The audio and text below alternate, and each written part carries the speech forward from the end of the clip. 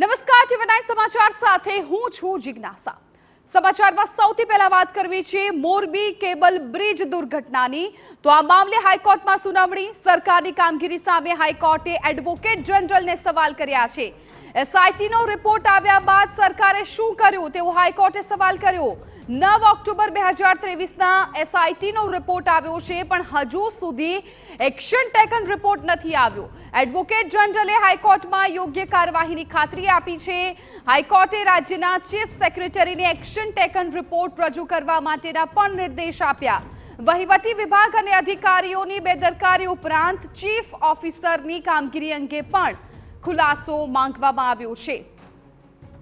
સંવાદદાતા રોનક વર્મા વધુ જાણકારી આપી રહ્યા છે। રોનક, બિલકુલથી મોરબી કેબલ બ્રિજ દુર્ઘટના મામલે ગુજરાત હાઈકોર્ટમાં સુનાવણી શરૂ થઈ છે અને સુનાવણીની શરૂઆત દરમિયાન જ ચીફ જસ્ટિસે એડવોકેટ જનરલને પૂછ્યું છે કે ઓક્ટોબર 2023માં જે એક્શન ટેકન રિપોર્ટ પહેલા એટલે કે એસઆઈટીનો જે રિપોર્ટ આવ્યો હતો તે એસઆઈટી રિપોર્ટથી લઈને અત્યાર સુધીના સમયગાળા દરમિયાન આટલો સમય વીત્યા બાદ સરકારે શું એક્શન લીધું છે, ખાસ કરીને આટલો સમયગાળો વીત્યો છે અને એસઆઈટીએ પોતાનો સંપૂર્ણ અહેવાલ આપ્યો છે, ત્યારબાદ સરકાર તરફથી હજી સુધી કોઈ પણ પ્રકારની કામગીરી ન થઈ હોવાનું જે જણાયું છે અને તે જ મામલે ગુજરાત હાઈકોર્ટે નારાજગી વ્યક્ત કરી છે અને તે બાદ જ હાઈકોર્ટમાં જે એડવોકેટ જનરલ છે તેમના તરફથી એક ખાતરી છે તે પણ આપવામાં આવી છે। તેમણે કોર્ટમાં સ્વીકાર્યું પણ છે કે અત્યાર સુધી એક્શન ટેકન રિપોર્ટ કે સંબંધિત કોઈ પણ કાર્યવાહી કરવામાં આવી નથી અને તે જ મામલે થોડાક જ સમયમાં કાર્યવાહી કરવામાં આવશે। ત્યારબાદ ગુજરાત હાઈકોર્ટે જે સજેશન્સ છે તે પણ આપ્યા હતા અને રાજ્યના જે ચીફ સેક્રેટરી છે તેમને પણ જે રિપોર્ટ છે તેના માટે કામગીરી કરવા માટેના નિર્દેશો આપતા હતા અને તે ચર્ચા દરમિયાન એડવોકેટ જનરલે પણ જે પ્રિન્સિપાલ સેક્રેટરી છે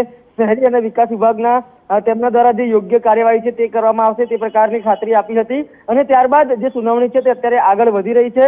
અત્યારે જે ઓરેવાના વકીલ છે તે પોતાનો પક્ષ મૂકી રહ્યા છે। ખાસ કરીને જે પીડિતો છે તેમને આપવામાં આવતા વળતર મામલે શું સુવિધાઓ ઊભી કરવામાં આવી રહી છે, ખાસ કરીને ટ્રસ્ટની વાત હોય કે પછી અન્ય પ્રક્રિયાઓની વાત હોય તે મામલે અત્યારે સુનાવણી છે તે કોર્ટમાં ચાલી રહી છે। બિલકુલ રોનક, આભાર સમગ્ર માહિતી બદલ। તો હાલ કોર્ટમાં સુનાવણી ચાલી રહી છે અને સરકારની કામગીરી સામે હાઈકોર્ટે એડવોકેટ જનરલને સવાલો કર્યા છે। એસઆઈટીનો રિપોર્ટ આવ્યા બાદ સરકારે શું કર્યું? 9 ઓક્ટોબર 2023ના એસઆઈટીનો રિપોર્ટ આવ્યો છે, પરંતુ હજુ સુધી એક્શન ટેકન રિપોર્ટ નથી આવ્યો।